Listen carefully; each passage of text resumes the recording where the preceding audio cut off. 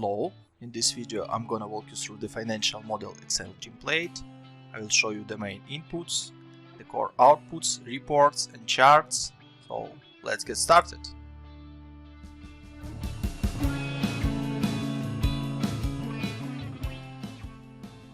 On the dashboard tab, you may input your core inputs or drivers for the model, see the core financials and core outputs on the charts. So let's set up this model and we will start from units of measurement.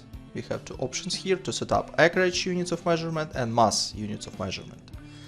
Please note that each yellow cell has its own explanation of what you are supposed to input. It's just easier to navigate across the model and to understand what you are supposed to input here. So let's set up the acreage, for example, in square feet and the mass in pounds. So the next step is to set up your total land acreage by years, for example 5,000 first year and additional 1,000 acres each next year. The next step is to allocate this total acreage by owned acreage and leased or rented acreage. For example 30%, 35, 40, 45 and 50 for the owned. And the rest obviously will be leased. In the next section you may see the absolute values of acreage in square feet based on this allocation and total land acreage.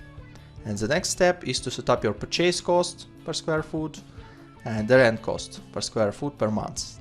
So for example 10,000 and additional $1,000 will be the purchase cost per square foot, and the rent cost can be 300, 350, 400, 450 and 500.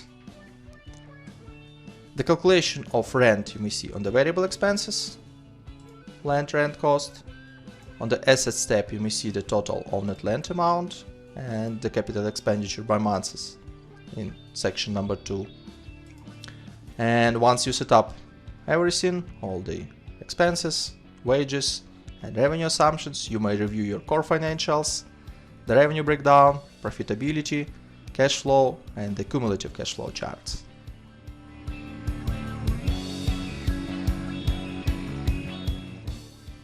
On the income statement tab you may see your main components of your profit and loss, which is total revenue, total cost of goods sold, gross margin, total variable expenses, total admin salaries and wages, total fixed expenses, EBITDA, depreciation and amortization, EBIT, interest expense, net profit before tax, your corporate tax, and as a result net profit after tax. Please note that each category has its own subcategories, so you may click on this plus button and see the detalization, for example for fixed expenses, or for variable expenses, or for example for the revenue. On the cash flow statement you may see your cash flow broken down by cash flow from operating activities, cash flow from investing activities, and cash flow from financing activities. The same information you may see on the cash flow statement in a direct method, operating, investing and financing activities, but in more collapsed form, just easier to see the information here. And the balance sheet will show you the breakdown of your current assets, non-current assets, current liabilities, non-current liabilities and equity by its subcategories. The summary of 3 statements you may find on the Financial Statement Summary tab. On the top you have income statement broken down by 5 years and the selected year, which you can change here, broken down by months. Below you may see the same information on the chart form. The next set of tables and charts will show you the balance sheet, main KPIs broken down by 5 years and selected year by months. And the last part will show you the cash flow statement breakdown for the 5 years and for 12 months for the selected year, as well as charts with the same information.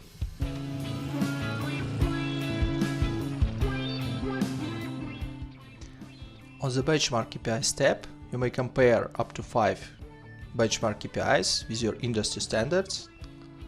For example, gross margin, the industry standard is 60% for your country or your business. And you may see on this chart gross margin industry KPI is changed, which is orange here. You have also net profit, wages as a percentage of revenue, harvest productivity, pounds per square foot per year, and the acreage square foot per direct FTE. All these yellow cells, which are industry KPIs, are changeable. Net profit can be 20%, for example, for your industry, for your country. And to the right of these yellow cells, you may see the values calculated by the model, driven by assumptions you inputted before on the revenue, expenses, and wages steps. The same information you may see on the charts, which is gross margin, net profit, wages as a percentage of revenue, harvest productivity, and acreage square foot per direct FTE. On each chart you may see the orange, this is industry specific benchmark, and as a blue value, this is a value calculated by the model.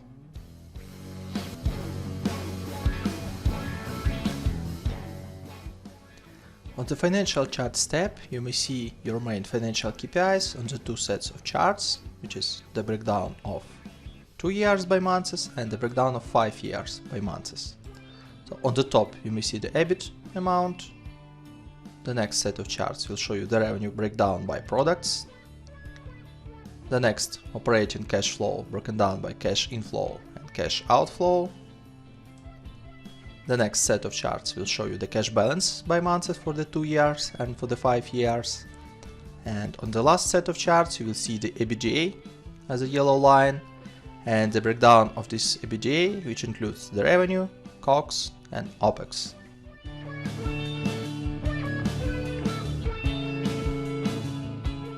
On the operational charts tab you may see two sets of charts, which is breakdown of 2 years by months and 5 years by months.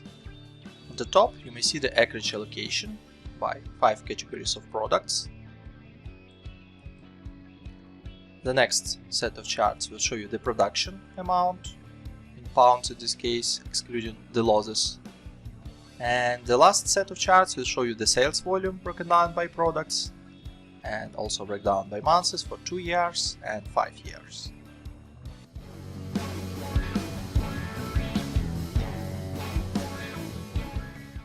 On the top expenses tab, you may find the breakdown of top 4 expenses categories and all other expenses collapsed into other category. You may see the breakdown of absolute values broken down by years with a total below, and also to the right you may see the percentage breakdown of these expenses. The same information you may see on the charts below, which you may find the percentage breakdown and the absolute values breakdown. On the couple of charts below you may find expenses depth and monthly run rate for selected year. You are able to change this year, and you may see the absolute values and percentage breakdown on the pie chart. On the expenses bridge you may find the main drivers of expenses growth between these 2 years. These years are also changeable. So you may select the first year and you may select the last year. And you may see that total expenses starting in 2020 will change to total expenses in 2024 by this waterfall.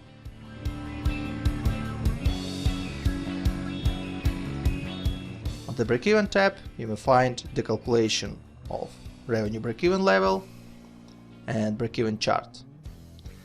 For this particular use case, you may find that your revenue break-even level is less than actual revenue calculation. This means that company is profitable.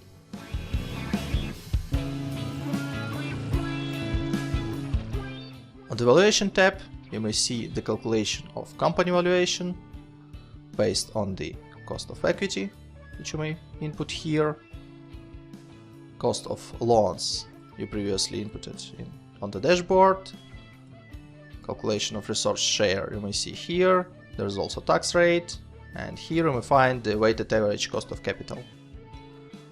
In the valuation model there is 2 valuation methods, which is EBITDA multiple and revenue multiple. You may select one of them, and below you may input multiple of methods. Based on this information we can see terminal value, which is calculated on unlevered free cash flow. You may see the present value of unlevered free cash flow, NPV, and multiplicator evaluation for this particular company.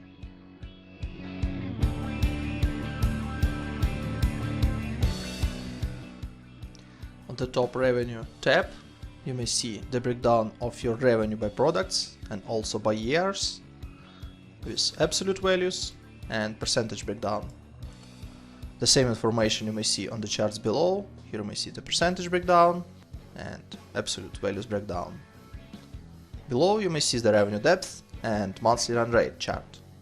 You can select the year, and based on this year you will see the information of revenue by products as absolute values and percentage revenue breakdown on the pie chart. On the revenue bridge you may find the main revenue drivers of growth. You may select the first year and you may select the last year, and between these years you will see the waterfall chart, and you may see which are the main drivers of your revenue growth, which specific products grows faster and which specific products grows slower.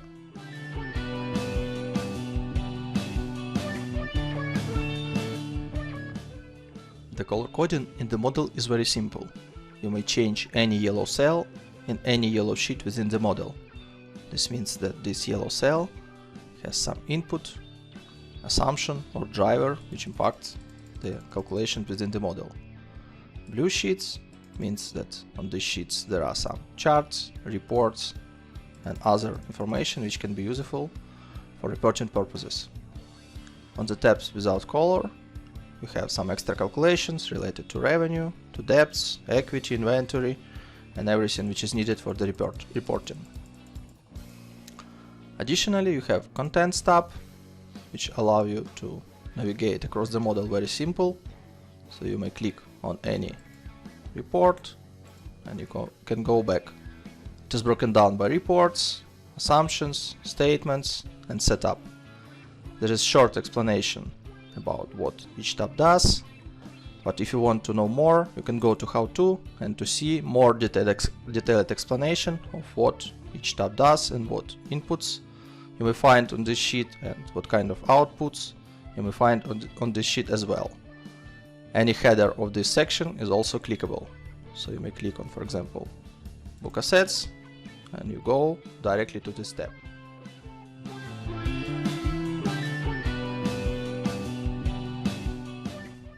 On the Revenue tab, you can input your revenue assumptions related to the model.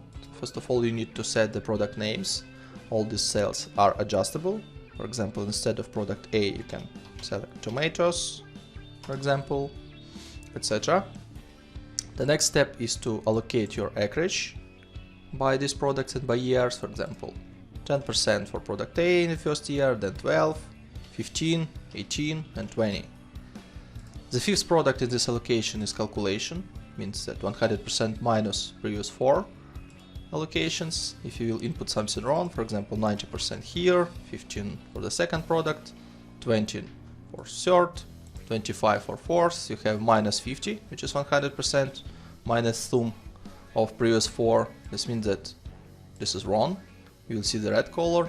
This means you need to adjust something in the model to have the gray color, which means that everything is okay here.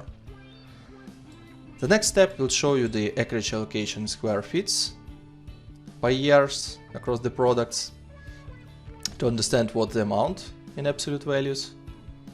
And the next step is to set up your productivity or production per harvest.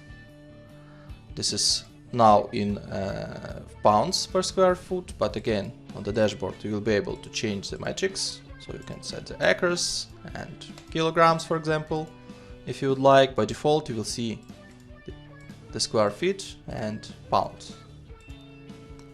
So you can set this productivity by products like 100, 110, 120, 140, 160. And this is again per one harvest. Where to set up count of harvests, I will show you a bit later. The next step is to set up your losses ratio.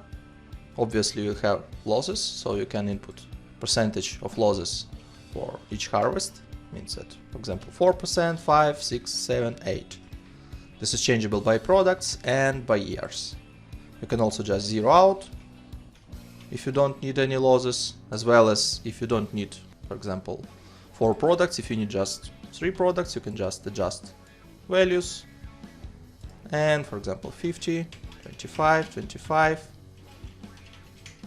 and you will have in your model only 3 products. In this case you can clean all the assumptions related to product number 3 and number 4. That's also an option. Let me switch it back. So the next step is to set up the sales price per pound. This is also by years, so you can set for example 10, 15, 20, 25 and 30. That's obvious. And the last step on this step is to set up sales period. Means that after harvest you will sell all your production within 6 months. If you don't need this, you can just put 1 month and all the production will be sold within 1 month after the harvest. So the next step is to set up count of harvests on the seasonality tab. So you have 5 products and you have the months allocation starting from January to December, and you can just select on. This means you'll have first harvest in March, then you can select on for August. This means the second year harvest will happen in August, and the same for each product. So you can select just 1 harvest, for example in May for product B, and that works for everything. If you just need to turn off, just select off, and you just turn it off the harvest in the May. That's how that works.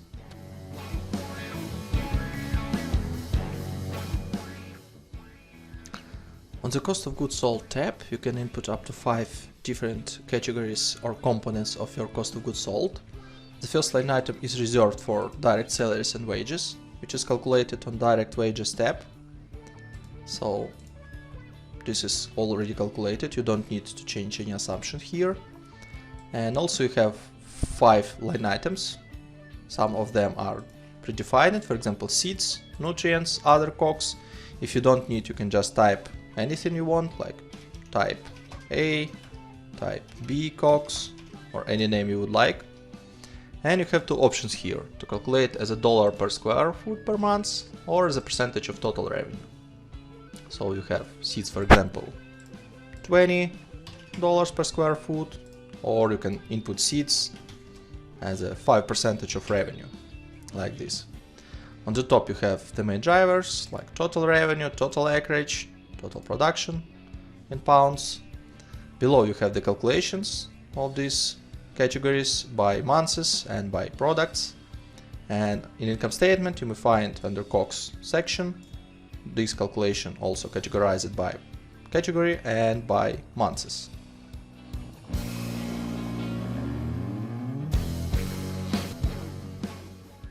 On the direct wages tab, you may input your direct wages assumptions. You have up to 19 categories broken down by 3 sections. Let me show you how it works. So first 5 direct headcounts you can adjust as a parameter, means that 1 FTE per basis, and the basis in this case is per square foot. And this can be 1 FTE per 200 square foot, or it can be 1 FTE per 150 square foot for the type number 2. And depending on the acreage, you will have the calculation of direct employees here. Also, you can set up the annual salary per 1 FTE, which can be, for example, $20,000. You can input annual salary rise, 5% for example, per year. Below you may see the calculation of annual salary depending on base salary and depending on annual salary rise. You have also monthly bonus, which can be 10% for example, and the tax rate, which is payroll tax, for example 20% or 12% in this case. Below you may see the calculation of staff numbers or headcount numbers, salaries, monthly bonus and monthly base taxes. The next category or type is to drive your direct headcount as a parameter per pounds of production. Means that per 10,000 of pounds production you'll have 1 FTE. Again, you can set up salary, salary rise, monthly bonus, payroll tax rate, and you will see the amount of headcount which is needed depending on the production driven by the revenue assumptions. And the final tab in this case is to set up your direct headcount as just hire date, for example February 20, fire date can be the last date of the model, and the basis is manual entry. You can set up the salary as well, $10,000, and you can adjust numbers of direct employees manually, 2, 4, 6, 8, and 10. In income statement, under COGS section, you may see the direct salaries and wages calculation, so it's a part of your cost of goods sold.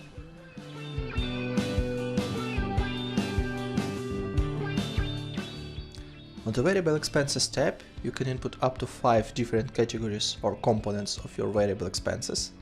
So the first line item is reserved for land rent cost, which you set up on the dashboard here.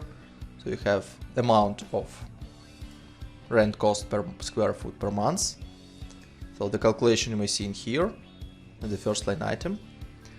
Also you have up to 5 another categories. Some of them are predefined. You can change the names, like wire expenses 2, for example, or something like that, any name you would like. And you have 4 different types of how you would like to calculate it. As dollar per square foot per month can be changeable also, 3 for example. As dollar per 1 pound of production, for example, for packaging, can be $1 per example. As dollar per square foot per month, which can be 4. And 2 line items for the calculation of as a percentage of revenue, for example, 2% of revenue. On the top you have the main drivers, which is total revenue, total acreage, and total production. Below you may find the calculation for these categories by months, and in the income statement under variable expenses category you may see these values allocated by categories and allocated by months.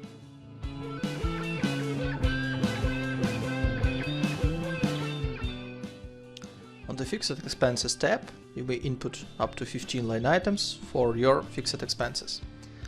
Let me show you how it works. For example, you have utilities. You will start pay starting from March 20 till the end of the model, which is December 24. You may see it here. Let's pretend periodicity will be daily with amount of $50 per day. So you may see these amounts in here. It is calculated based on count of days within this month. So obviously in March 20 you have 31 days. That's why you will have 1550. In April you have 30 days. This means this will be $1500. Also you have ability to input some growth rate year over year. Once you input this growth rate, you will see that your utilities will grow over year. Let me give you a couple of other expenses types. For example, advertising. Let it start in March and finish in August 24. This will be on weekly basis with amount of $100 without any growth.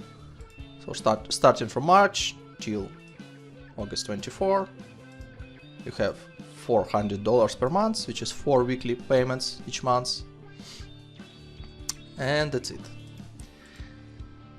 Another option is bi-weekly, for example, $500. You can start from July, for example, and you'll have 2 payments, which is 2 bi-weekly payments within the month. $500 multiplied by 2, you have $1,000 per month. Again, you can input some growth rate and you will see that your advertising expenses will grow year over year till the August 24, which is the last date of this expense type. Another option, office setup, which can be one-time payment, which will happen in February 20 with amount of $5,000. Obviously you should not input any growth rates because this is just one-time fee, and you may see that office setup will happen in February 20 with this amount.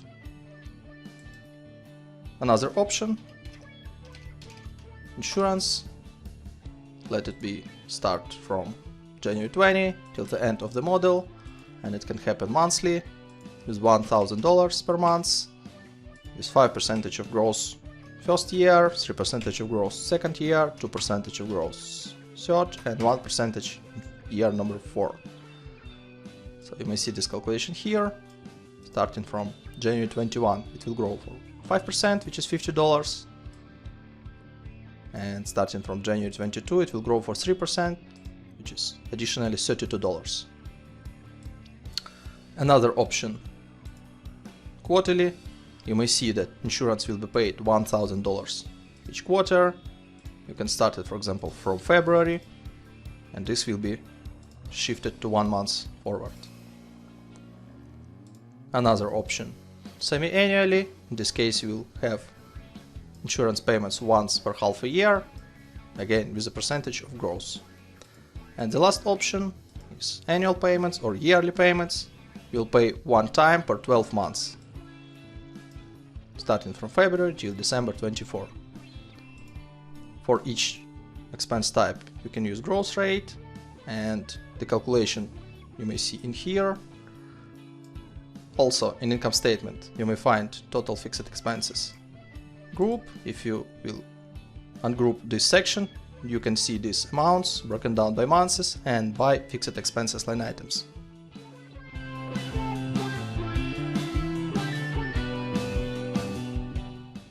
On the admin wages tab, you can set up to 19 categories for your admin staff.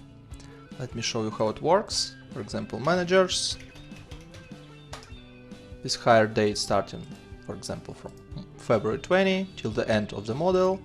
You can adjust annual salary per one headcount, can be, for example, $40,000. Then you should input number of admin employees. Let's pretend in the 2020 it will be 1, then 2, 3, 4, and 5. Then also you can input annual salary rise. So, for example, 3% of annual salary first year, 4 next, 5 and 6. Also here you have set up for the monthly bonus, for example 5% per month, and the payroll tax rate, for example 12. Below you may see the calculation of annual salary, depends on the annual salary for the base year and for the annual salary rise. Also here you can see the calculation of number of headcounts. It starts in February because we set up February start of hire. Here you can have monthly base salaries, monthly bonus calculation, and monthly base taxes, which is payroll taxes. And under income statement you have total admin salaries and wages section, where you may see the breakdown of all your headcounts categories and the breakdown the values by months.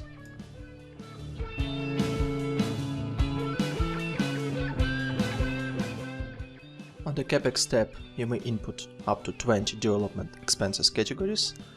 Let me give you a couple of examples.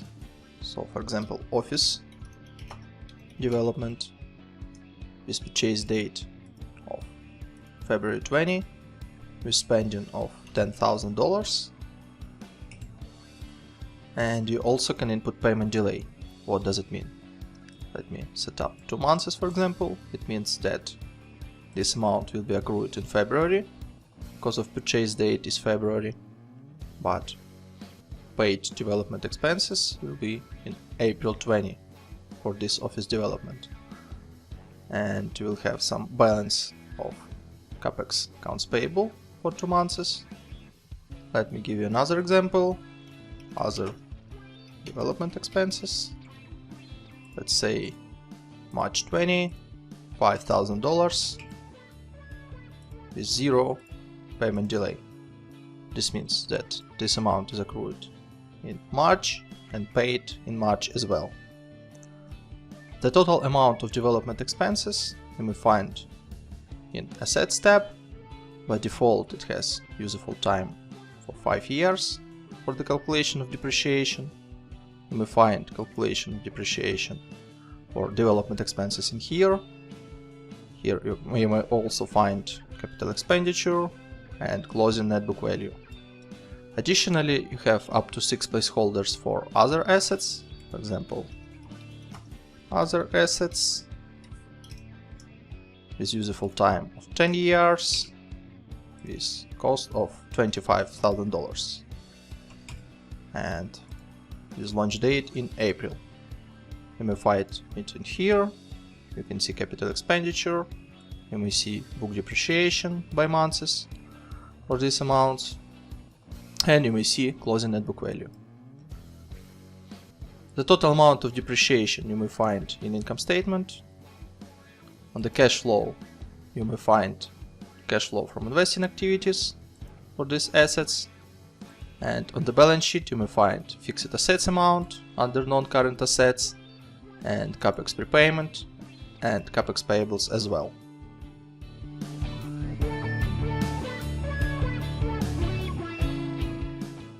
Also on the top of the dashboard you have debt assumptions. Let me show you how it works. So for each debt we are able to select the debt type. There are two debt types in the model, which is annuity and usual. Annuity means that each monthly payment, which consists your debt repayment plus interest expenses, will be equal each month. In case if you will select usual, your main debt repayments will be equal parts, and interest will be just interest on the debt's closing balance. Let me give you an example how it works. So you may input some amount of the debt, the launch date, term will be 60 months, and interest can be 5%. You may also input the grant, which is just simple amount which is paid in some specific months, and that's it. No repayments, no terms in terms of interest. So all the calculations of the debts you may see on the capital tab.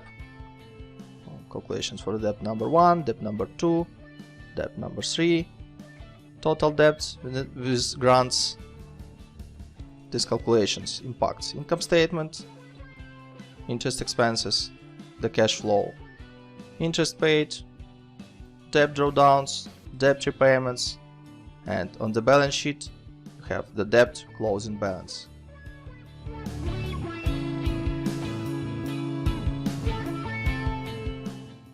For the capitalization table you can input different founders and investors contributions, broken down by different dates of funding with different cost of share for each series, and you can see the dilution of shares after each round, and pre-money total equity and post-money total equity. Let's pretend that we have two founders, founder 1, founder 2. So total amount of shares for founder 1 can be 10,000, for founder number 2 20,000. Let's imagine that cost of share will be $2 and the date of founding is February. This means that investment for founder 1 is $20,000, for founder 2 is $40,000. In total they invest $60,000, which you may see here. The dilution is 33 to 67% of shares. So let's pretend that for Series A we have one investor and the date of issuance is May.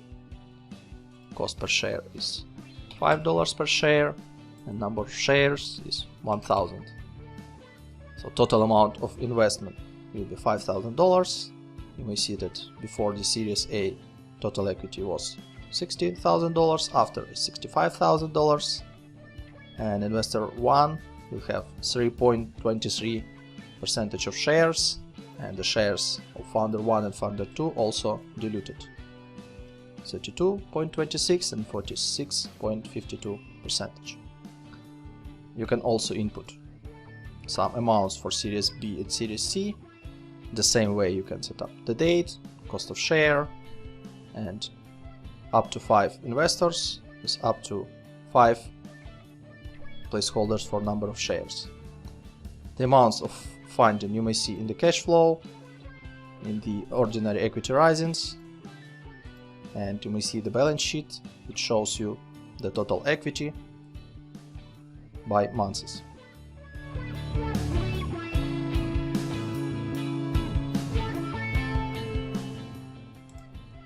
On the top of the dashboard you have currency denomination and taxes setup. So currency inputs means that you can input all your drivers for the model using one currency. You have currency outputs. It can be the same as currency inputs and it can be different from currency inputs. So let me give an example. When you input in United States dollars, you have euro as an output, and for this case you can set up currency exchange rate. This is 1.2 for example. In this case you will have in the model all your inputs in United States dollars, all your outputs in euros, and there will be conversion rate between currency inputs and currency outputs. Additionally, you have denomination, which means that you can denominate all your outputs on the reports. In this example, you have denomination is 1000, means that your outputs is denominated by 1000. You can select millions. You may see that now it is in $1 million. You can set also billions or without any denomination. Additionally, you have corporate tax setup. You can change this number and this will impact tax expenses in your income statement. I hope you enjoyed my video. Thanks for reviewing this. You can find more on my website finmodelslab.com, and we'll see you later in the next videos.